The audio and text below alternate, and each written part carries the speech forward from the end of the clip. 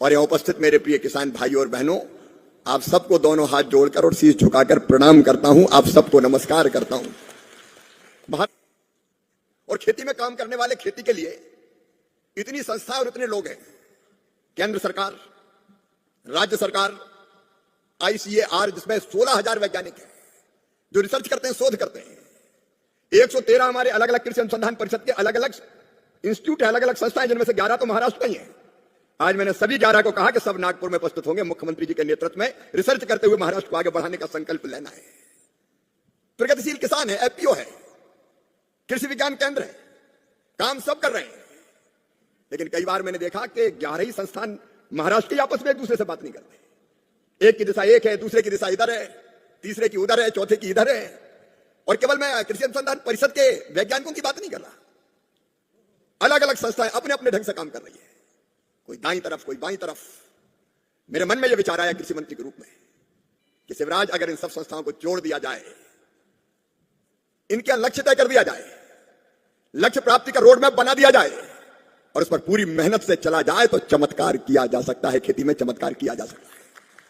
हमारे किसान परिश्रमी है, मेहनती है। क्या महाराष्ट्र के किसान कम मेहनत करते हैं?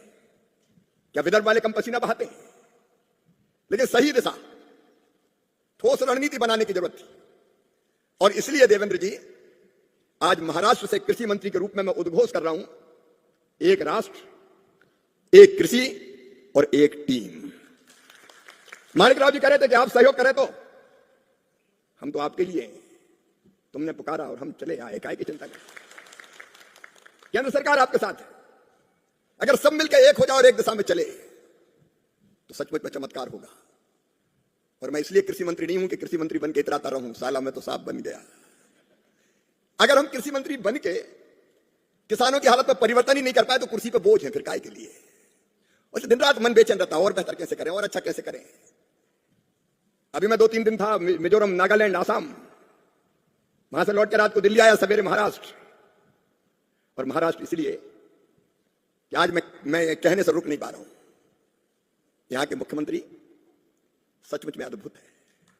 इनमें काम करने की मैंने अदम्य ललक देखी है। विकासशील दृष्टिकोण, जलयुक्त शिवार जैसे कार्यक्रम विदर्भ के लिए पानी के मामले में वरदान बने। जन कल्याणकारी योजना अद्भुत है। और कल्पनाशीलता की, जब ये करना है, ये करना है, संयम और धैर्य अद्भुत है। आज मैं मुझसे रुका नहीं जा रहा। एक समय जब सरकार बनाने का मौका आया था तो हर एक सोचता था कि देवेंद्र जी मुख्यमंत्री बनेंगे, लेकिन देवेंद्र जी के माथे पर सिकन नहीं आई। उप मुख्यमंत्री बन के ही उन्होंने आपके महाराष्ट्र की सेवा करने का काम किया। और इसलिए मुझे पूरा विश्वास है कि महाराष्ट्र एक मॉडल बनेगा। इसलिए आज हम यहां से ऐलान कर रहे हैं, एक देश, एक राष्ट्र, एक कृषि और एक टीम का। और इसलिए सारी टीम आज यहां इकट्ठा है। केंद्र सरकार है, प्रधानमंत्री जी का आशीर्वाद है। राज्य सरकार है, मुख्यमंत्री जी, कृषि मंत्री जी, कृषि राज्य मंत्री जी, सांसदगण, विधायकगण, कृषि विभाग और ग्रामीण विकास का पूरा अमला आया है। आज दिल्ली से उठ के नागपुर में सारे वरिष्ठ वैज्ञानिक आए हैं। आज पूरी टीम यहां है। और ये केवल भाषण देकर नहीं जाएगी। इस कार्यक्रम के बाद आपके साथ बैठ के महाराष्ट्र के कृषि के विकास का रोड मैप बनाएगी। जो अच्छे काम चल रहे हैं उनको आगे बढ़ाते हुए हम महाराष्ट्र के लिए, विदर्भ के लिए और क्या बेहतर कर सकते हैं। आपको पता, 16,000 वैज्ञानिक है हमारे पास। 16,000 वैज्ञानिक जिनके पास टैलेंट है, जो दिन रात शोध करते हैं।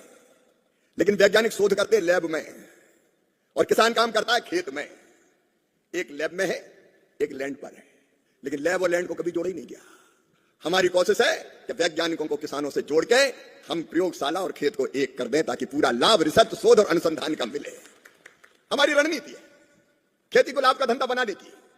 नंबर 1, उत्पादन बढ़ाना। और उत्पादन बढ़ाने के लिए अब यही हम देख रहे थे, अभी जो एक कार्यक्रम हमने प्रारंभ किया है, राष्ट्रीय मृदा स्पेक्ट्रल लाइब्रेरी, अभी आपके सामने। अब मिट्टी कैसी है ये ढंग से पता ही नहीं है। और पता चला ऐसी जगह कपास लगा दिया जहां जड़ें अंदर ही नहीं जाती, तो कपास खराब हो जाता है। किसान मेहनत करता है, मेहनत पानी में चली जाती है। उत्पादन बढ़ाना तो क्या क्या करना चाहिए? नंबर 1, अच्छे बीज, शोध करके, अनुसंधान करके बेहतर बीज बनाए। और लगातार मेरा ध्यान इस पर है और हमारे DG ICAR भी बैठे, अच्छे बीज बनाओ, उत्तम बीज बनाओ।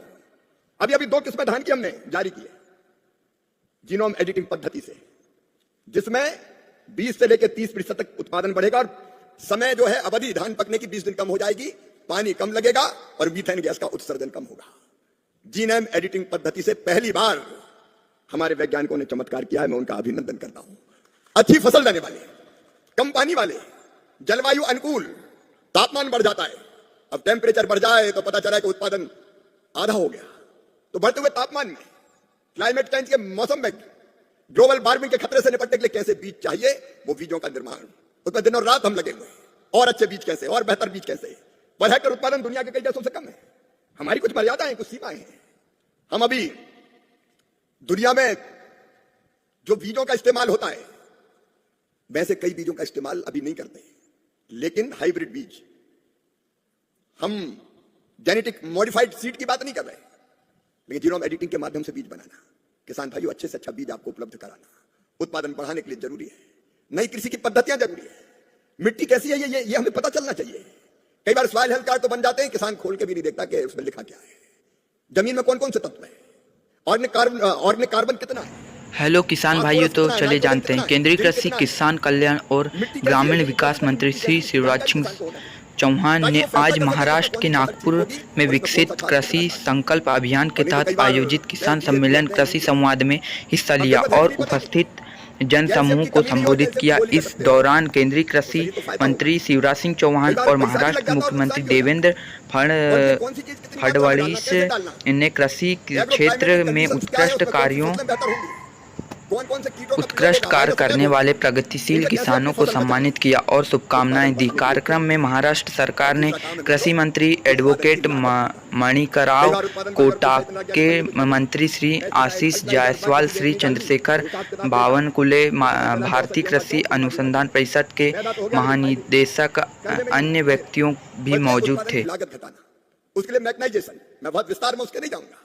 अभी आपने मैकेनाइजेशन की बात की, जरूरी है। आज सच है, मजदूर नहीं मिल रहा। कपास हाथ से तोड़ना और कपास मशीन से निकालना कितना आसान हो जाता है। मैं ब्राजील में ये पद्धति देख आया हूं। तो मशीन चलाते हैं, कपास फटाफट आता है उसमें, और केवल कपास नहीं, प्रेस करके उसको जिनिंग जैसा भी हो जाता है।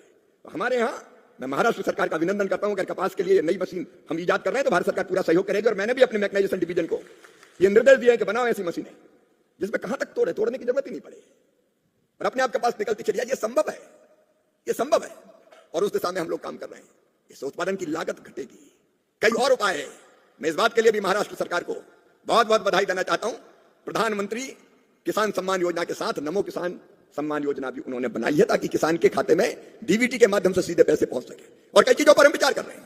एक विचार यह भी मन में है कि ये फर्टिलाइजर की सब्सिडी 2 लाख करोड़ रुपया से ज्यादा, क्या कोई तरीका ऐसा हो सकता है कि कंपनी के बजाय सीधे किसान के खाते में जितनी हिस्से में आय डाल दी जाए और वो जो चाहे वो खरीदे, जितना चाहे खरीदे, उसमें क्या दिक्कत है। ये बात आपने सही कही। कई बार किसान को कहा जाता है कि फलानी चीज के साथ फलानी भी लो। एक चीज लेने गए, पता चला कि इसमें ये खाद आप ले रहे हो तो इसके साथ फलानी चीज भी लो, कोई दादागिरी है क्या। हम ये भी कोशिश कर रहे हैं।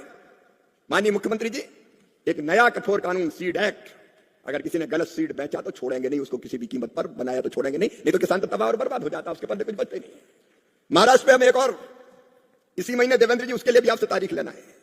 क्लीन प्लांट प्रोग्राम, मतलब जो नर्सरी से हम पौधे खरीदते हैं, जब किसान पौधा खरीदता है पता ही नहीं चलता कि उसमें कोई रोग तो नहीं है, लाके लगा लेता है, पैसा डालता है, खाद डालता है, पानी डालता है, बाद में पता चला कि बड़ा हुआ और पौधा खराब निकल गया, तो किसान का तो सब कुछ चला गया। और इसलिए किसान भाइयों, पूरे देश के लिए क्लीन प्लांट प्रोग्राम, उसके लिए पूरी लैब हम जो बनाने वाले हैं वो पुणे में बनाने वाले हैं, उसका भी शुभारंभ हम करने वाले हैं जल्दी। अब हम बिल्कुल प्लांट की हर तरह से हम ट्रेस करेंगे कि आया कहां से, कहां बना, और उसी समय अगर कोई रोग है तो पता चल जाएगा कि आज लगा रहे हो तो इसमें फलानी चीज है, इस वायरस के ये खतरे होंगे, बड़े होंगे। ऐसी कई चीजें उत्पादन की लागत घटाने के लिए, और अच्छी नर्सरी तैयार हो, अच्छा बीज मिले, खाद कितना जरूरी वो डले, ऐसे अनेकों प्रयत्न हम लोग कर रहे हैं। तीसरी चीज है उत्पादन के ठीक दाम किसान को देना, वो बहुत जरूरी है। और बीच में मुझे कहते हुए प्रधानमंत्री जी के नेतृत्व में कुछ फैसले हमने लिए। देवेंद्र जी बैठे, कृषि मंत्री जी भी बैठे। इडीवल आयल आता था हमारे यहाँ, खाद्य तेल 0% इंपोर्ट ड्यूटी पर, उसके कारण सोयाबीन एकदम बैठ गया। और तब यह तय किया कि बाहर से आने वाले तेलों पर 20% और इफेक्टिव 27.5% ड्यूटी लगाई जाएगी। प्याज पर एक्सपोर्ट ड्यूटी 40% घटा के 20% की। चावल के निर्यात पर प्रतिबंध था, वो प्रतिबंध हटाने का काम किया। चना और मसूर, हमारी दलहन, बाहर से जो आ रहा था वो 0% इंपोर्ट ड्यूटी पर आ रहा था। अभी चने पे 10% और मसूर पे 11% इंपोर्ट ड्यूटी लगाई ताकि हमारे चने और मसूर के दाम किसान को ठीक मिल सके। तुअर, मसूर, उड़द जितनी किसान पैदा करेगा पूरी खरीदेंगे। तो कई ऐसे एक नहीं अनेकों फैसले किए हैं और एमएसपी पे खरीदी के बारे में बताने की मुझे आवश्यकता नहीं है। और खराब फसल हो जाए तो भरपाई करना है किसान की। प्रधानमंत्री फसल बीमा योजना प्रभावी ढंग से लागू की, लेकिन उसमें भी मैं आपसे चाहता हूं कि कुछ सुझाव और ठीक करने के, तो वो सुझाव जरूर दीजिएगा। क्योंकि पिछली बार जब मैं आया था तो कई किसानों ने बताया कि सोयाबीन की फसल में नुकसान हुआ। आपने भी, आपको ध्यान देवेंद्र जी होगा उस समय, आपने भी इंगित किया था। और तब मैंने फसल बीमा कंपनियों की बैठक ली थी और 200 करोड़ रुपया 2 लाख किसानों का रिलीज करवाया था। तो इसका मतलब और भी कहीं सुधार की जरूरत है, उसको भी करने काम करेंगे। और एक काम है कृषि का विविधीकरण, डाइवर्सिफिकेशन। अब एक ही फसल लगे, सोयाबीन है तो सोयाबीन, कपास है तो कपास ही कपास। कई बार हम चेंज भी नहीं करते कई सालों तक, उसके कारण भी दिक्कत होती। तो और कौन कौन सी वैकल्पिक, मैं ये नहीं कह रहा कि सोयाबीन और कपास पर लगाए, मैं तो कह रहा हूं कि विविधीकरण भी जरूरी है, डाइवर्सिफिकेशन। और एक बहन को हमने सम्मानित किया प्राकृतिक खेती वाली, ये नेचुरल फार्मिंग पर भी जाना पड़ेगा, नहीं तो एक दिन वो आएगा कि अधिक केमिकल फर्टिलाइजर के इस्तेमाल के। और मैं सबसे नहीं कह रहा कि सबके सब चलेगा, और पूरी खेती की नहीं कह रहा हूं, खेती के छोटे हिस्से में अगर 5 एकड़ है तो आधे एकड़ में तो करके देखो, ये प्रयोग करें। क्योंकि सही ढंग से अगर किसी ने प्राकृतिक खेती की है तो मैं खुद देख के आया हूं, उससे उत्पादन घटा नहीं है, सही ढंग से। ऐसे ही हमने सारी चीजें जो